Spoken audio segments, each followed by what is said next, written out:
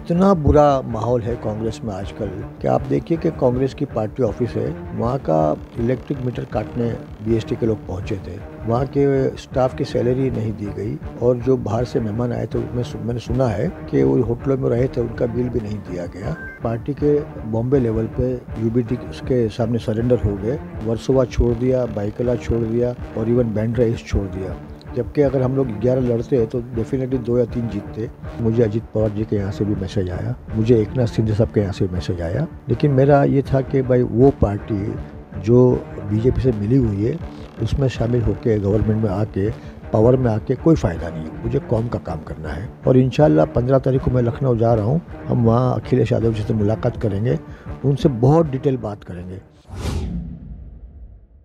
आदाब, नमस्कार। मैं वसीम अख्तर और आप देख रहे हैं द लीडर हिंदी। सबसे बड़ा दल होने के नाते कांग्रेस को जो लड़ाई लड़नी चाहिए थी वो भारतीय जनता पार्टी से नहीं लड़ पा रही है। क्या क्षेत्रीय दल इस लड़ाई में उससे आगे खड़े हो गए हैं? कांग्रेस का महाराष्ट्र में बड़ा मुस्लिम चेहरा रहे एडवोकेट यूसुफ अबरानी यही बताने की कोशिश कर रहे हैं। वो कांग्रेस भी छोड़ रहे हैं। यूसुफ अबरानी महाराष्ट्र में भिवंडी सीट से विधायक रह चुके हैं। उनके राजनीतिक सफर का आगाज नगर सेवक से हुआ। महाराष्ट्र आवास एवं क्षेत्र विकास प्राधिकरण मिहाडा में चेयरमैन बने और अगर उनकी मुस्लिम पहचान की बात करें तो इस्लाम जिमखाना में अध्यक्ष हैं। हमने उनसे कांग्रेस छोड़ने और समाजवादी पार्टी में दिलचस्पी की वजह जानने के लिए मुंबई में बातचीत की। इस दौरान उन्होंने कई ऐसी बातें कही जो सुनने लायक और मुस्तकबिल में कांग्रेस से नाउमीदी और सपा में नई उम्मीदें जगाने वाली हैं। हमारे सवालों पर उन्होंने क्या जवाब दिए हैं, आइए आपको द लीडर हिंदी के मुंबई रिपोर्टर अमजद खान के पास लिए चलते हैं। हमारे साथ मौजूद है यूसुफ अबरानी, जो कांग्रेस के एक बड़े नेता है मुंबई के अंदर, और वो लगातार अपनी पार्टी से वो नाराज नजर आ रहे हैं। और हालांकि उन्होंने अपना इस्तीफा दिल्ली भी भिजा दिया और मुंबई सदर को भी दे दिया है। यूसुफ अबरानी जी, ये बताइए कि आप पार्टी से लगातार नाराज नजर आ रहे हैं, नाराजगी की वजह क्या है? देखिए, मैं 2004 से 2009 तक एमएलए रहा और मेरी जीत की मार्जिन थी 52,000, जो बम्बई में सबसे ज़्यादा थी। और इवन महाराष्ट्र में आप देखो तो बहुत कम लोग इतने वोट से जीते थे। उसके बाद 5 साल बड़ी मेहनत की, बड़ा काम किया, पार्टी के लिए बड़ी कुर्बानियाँ दी, लेकिन अचानक 2009 में मेरी टिकट काटी गई। उसकी वजह ये थी कि गुरुदास कामत जी और मुरलीधरा जी दोनों इस दुनिया में नहीं है अभी। उनके आपस में बड़े नाराज़गी थी, तो उसका जो भुगतान मुझे भरना पड़ा कि मेरी टिकट काट दी गई। उसके बाद ये पार्टी में रहा, 2009 से 2024 तक पार्टी में कंटिन्यू काम करता रहा। इस बार ये बाइकला की सीट का जहाँ से मैंने दावा किया था और जहाँ से मुझे पूरी उम्मीद थी कि मैं जीतूंगा, तो पार्टी के ही कुछ लोग ये चाहते थे कि मैं इलेक्शन न लड़ूं, क्योंकि उनको शायद मेरा बहुत ज़्यादा वोकल होना, मेरा बहुत ज़्यादा आगे बढ़ के काम करना, या मेरी पॉपुलैरिटी थी, या मेरा जो नाम और शोहरत और इज़्ज़त थी, उससे कुछ डर गए वो लोग कि शायद अगर ये जीतेगा। तो उनको पूरी उम्मीद थी कि इस बार गवर्नमेंट एमवीए की बनेगी।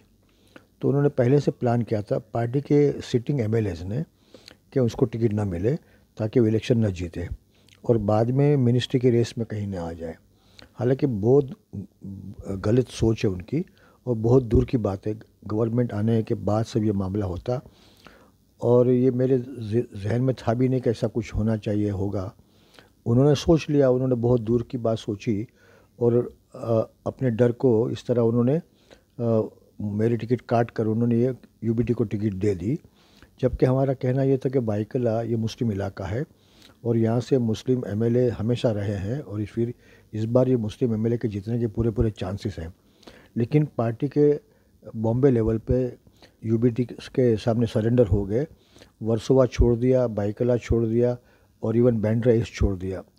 जिस पार्टी के बॉम्बे में 22 एमएलए थे, फिर बाद में 18 हुए, फिर 17 हुए, वो पार्टी सिर्फ 11 से पर लड़ रही है, यही ताज्जुब की बात थी।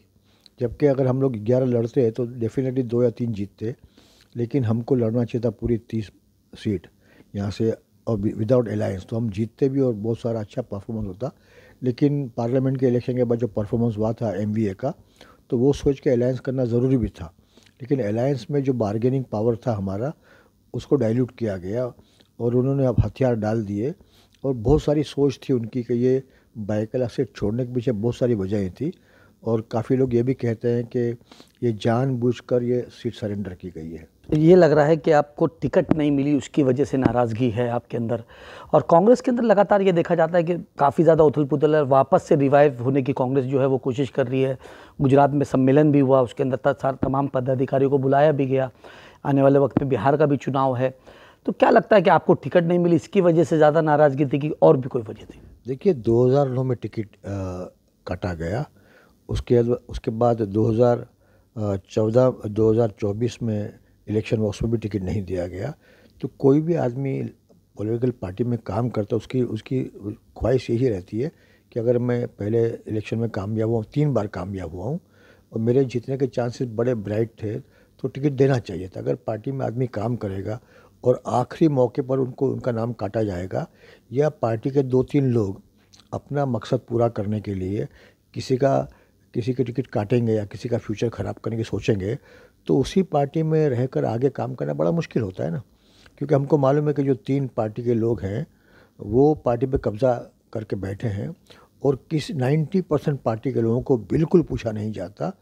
और इतना बुरा माहौल है कांग्रेस में आजकल कि आप देखिए कि कांग्रेस की पार्टी ऑफिस है, वहाँ का इलेक्ट्रिक मीटर काटने बीएसटी के लोग पहुँचे थे, वहाँ के स्टाफ की सैलरी नहीं दी गई, और जो बाहर से मेहमान आए थे मैंने सुना है कि वो होटलों में रहे थे, उनका बिल भी नहीं दिया गया।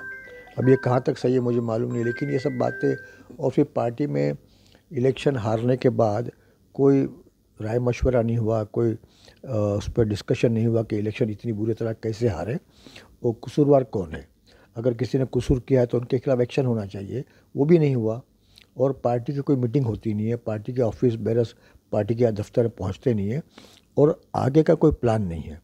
दूसरी सोच ये है कि मुसलमानों ने बम्बई में, महाराष्ट्र में और पूरे हिंदुस्तान में जब भी वोट दिया है तो ये सिर्फ ये सोचकर वोट देता है कि बीजेपी हारना चाहिए। अब ये नेगेटिव वोट हुआ कांग्रेस के लिए, या किसी और पार्टी को मिलता तो नेगेटिव वोट। अब देखिए यूबीटी को वोट दिया गया इस इलेक्शन में, लास्ट इलेक्शन में असेंबली में हमने यूबीटी को वोट दिया, वो भी नेगेटिव वोट था। हमने कोई बहुत खुशी से, बहुत प्यार से वोट नहीं दिया। तो ये नेगेटिव वोट देने का सिलसिला ख़त्म होना चाहिए। यूपी में ख़त्म हो गया, वेस्ट बंगाल में ख़त्म हो गया, आप देखिए बिहार में ख़त्म हो गया कि नेगेटिव वोट देकर बीजेपी को हराने की कोशिश करना वो गलत बात है। हमको उस पार्टी को वोट देना चाहिए जो पार्टी सेक्युलर है, जो हर मौके पर हमारे साथ खड़ी रहती है, हमारे अच्छे वक्त में, हमारे बुरे वक्त में। हम देखते हैं कि हिंदुस्तान का जो माहौल बन रहा है अभी, तो उसमें नफ़रतें काफ़ी फैल चुकी है और 2 कौमों को डिवाइड करने का पूरा प्लान बन चुका है। आप देखिए रोज़ सुबह शाम टीवी पर डिबेट होते हैं हिंदू मुस्लिम के, रोज़ कुछ न कुछ ऐसी वारदात होती है जहाँ डर लगता है कि फसाद हो जाएगा। तो हिंदू और मुस्लिम को बहुत दूर रखने की कोशिश की जा रही है। तो मैंने सोचा ऐसी पार्टी में जाऊँ जो हिंदू मुस्लिम को साथ में लाने की कोशिश करती है। तो समाजवादी पार्टी काफ़ी हद तक इसमें कामयाब रही है। आप देखिए यूपी में इनका परफॉर्मेंस बड़ा अच्छा था, और पूरे हिंदुस्तान के लेवल पर देखो तो 3rd लार्जेस्ट पार्टी है वो। काफ़ी एमपीज़ राज्यसभा के हैं, काफ़ी एमपीज़ लोकसभा के हैं, और काफ़ी एमएलएज भी हैं। तो अगर हम देखें कि ओबीसी, दलित, हमारा हिंदू भाई, हमारा मराठा कौम के लोग, मुसलमान एक साथ मिलकर एक पार्टी को सपोर्ट करेंगे तो ये पॉजिटिव वोट होगा, और वो पार्टी कॉरपोरेशन में बड़ा शानदार हम लोग परफॉर्मेंस कर सकते हैं। आपने 3 लोगों की बात करी कि कांग्रेस में 3-4 लोग ऐसे 3-4 लोग कौन है जो टिकट भी काट रहे हैं और पार्टी के अंदर कब्जा करके रखे हैं? और आपने दूसरी बात कही कि समाजवादी पार्टी के अंदर, तो समाजवादी के पार्टी के ऊपर भी अगर महाराष्ट्र की बात करें तो अबू हाशिम के पर भी एक टैग लगा हुआ है कि सिर्फ ये एक तबके की बात करते हैं, तो सबको साथ लेके कैसे चल पाएंगे? देखिए मैं, जहाँ तक मेरी बात है, मैं नगर सेवक रहा 2 बार, मैं एमएलए रहा, म्हाडा का चेयरमैन रहा। तो मैंने तो हर कौम को एक साथ देखा है, समझा है, उनके लिए काम किया है। मैंने अपनी ज़िंदगी में कभी हिंदू मुस्लिम की बात कभी नहीं की, और ज़िंदगी भर तक कभी करूँगा भी नहीं। हिंदू भी मेरे भाई हैं, मुस्लिम भी मेरे भाई हैं, दलित की बड़ी इज़्ज़त करता हूँ। तो हम हर कौम को लेकर चलने की बात करते हैं। अगर मैंने किसी पार्टी में शमूलियत की तो मैं देखूँगा कि हमारी पार्टी में प्यार की बात, मोहब्बत की बात हो, लोगों को मिलाने की बात हो, नफ़रत की बात बिल्कुल ना हो। अब पार्टी के कौन 3 लोग हैं आप जानते हो, बाकी लोग भी जानते हैं। पार्टी के 99% लोग जानते हैं कि ये 3 लोग कौन हैं और इन्होंने पार्टी को क्या डैमेज किया है, क्या नुकसान पहुंचाया है। अब देखिए कि वो 3 लोगों की पोजीशन क्या होती है अभी आगे। आने वाली राह यूसुफ अब्रानी की क्या होगी? देखिए, मैं आपको एक बात कहता हूँ और बड़े दावे से कहता हूँ और बिल्कुल सच्चाई के साथ में कि मुझे अजीत पवार जी के यहाँ से भी मैसेज आया, मुझे एकनाथ शिंदे साहब के यहाँ से भी मैसेज आया, लेकिन मेरा ये था कि भाई वो पार्टी जो बीजेपी से मिली हुई है उसमें शामिल होकर गवर्नमेंट में आके, पावर में आके कोई फ़ायदा नहीं है, मुझे कौम का काम करना है। तो मैं समझता हूँ कि जब औरंगज़ेब का मामला हुआ और देखा कि पूरे हिंदुस्तान में कोई साथ देने वाला नहीं है, तब मैंने फ़ैसला किया कि रास्ता कठिन है, बड़ी मेहनत है, बड़ी जद्दोजहद है, लेकिन मैं उस पार्टी में काम करूँगा जिस पार्टी से हमने पहले भी उसमें मैं था कि 22 नगर सेवक आए थे, 4 एमएलए थे, 1 एमएलसी था और 1 मंत्री था। तो पार्टी को उससे बड़े लेवल पे लेके जाने का मेरा ख्वाब है और दिन रात मेरी मेहनत रहेगी। मुझे मालूम है उससे मुझे कोई पर्सनल फ़ायदा नहीं होने वाला। आज मैं अजीत पवार को ज्वाइन करता हूँ या एकनाथ शिंदे को ज्वाइन करता हूँ तो वहाँ मैं गवर्नमेंट में आ सकता हूँ, चेयरमैन बन सकता हूँ, लेकिन मैंने ये रास्ता नहीं चुना। मैं मेहनत करूँगा, खूब मेहनत करूँगा और सब लोगों को लेके चलूँगा। मैं मेरे जितने भी कॉन्टैक्ट है पूरे बॉम्बे में सबको जमा करूँगा और पार्टी को बहुत मजबूत करूँगा। और इंशाल्लाह 15 तारीख को मैं लखनऊ जा रहा हूँ। हम वहाँ अखिलेश यादव जी से मुलाकात करेंगे, उनसे बहुत डिटेल बात करेंगे कि अगर बम्बई में और महाराष्ट्र में पार्टी को बड़ा करना है तो हमको 150 सीट लड़नी पड़ेगी कॉरपोरेशन में। उसके लिए बहुत मेहनत करनी पड़ेगी और आज से मेहनत करनी पड़ेगी। अगर वो राज़ी होते हैं कि हम लोग अलायंस बिल्कुल नहीं करेंगे किसी से, तब मैं इंशाल्लाह देखता हूँ कि उस पार्टी में शामिल हो जाऊँ। ये कह सकते हैं कि आपकी घर वापसी है, मतलब समाजवादी में थे, वापस समाजवादी में जा रहे हैं, तो ये घर वापसी फिर से होने वाली है। देखिए, बिल्कुल सही है। मुझे ऐसा लगता है कि हमने जो पहले फ़ैसला किया था, हम लोग 22 नगर सेवक थे, हमने जल्दबाजी में या गलतफहमी में या कुछ अच्छा सोचकर एक कदम उठाया था, लेकिन आज मुझे लगता है कि वो कदम गलत था। हमको हमारी जो गलतियां हैं उसको कबूल करना चाहिए और बड़ी जिम्मेदारी से फिर काम करना चाहिए।